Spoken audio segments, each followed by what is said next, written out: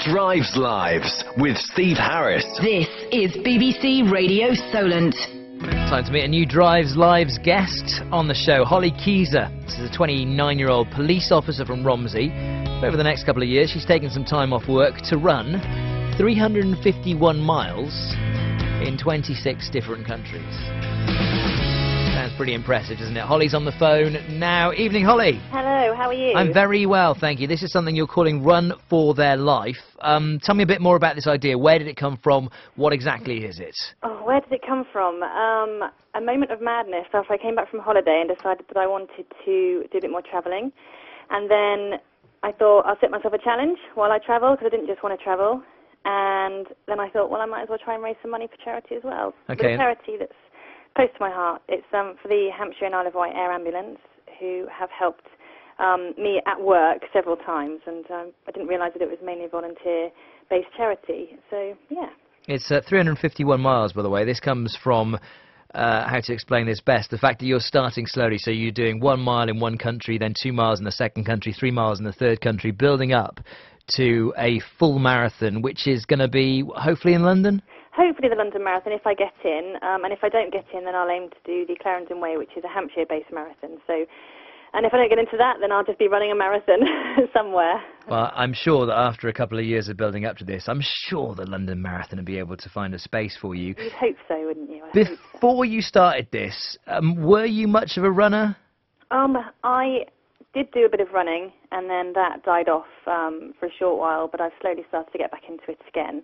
I'm certainly not at my peak at the moment, which is something that I'm looking forward to getting back to. So it's a bit of a challenge for myself as well, to make sure that my body's doing what it should be doing and try and push it to its limits. Yeah, it's interesting because I've spoken to people who kind of embark on these sort of challenges in the past, and some of them are, really fastidious. They've got it all planned out. They know where they're going to be on what date and what they're going to be doing.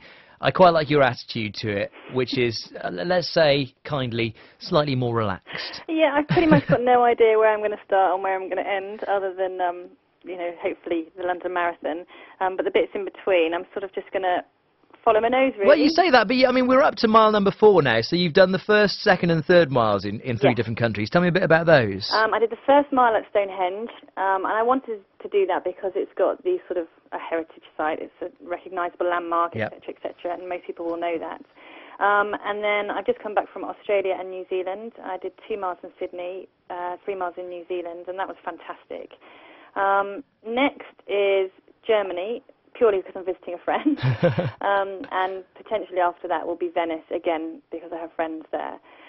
And then come what may, I've got no idea.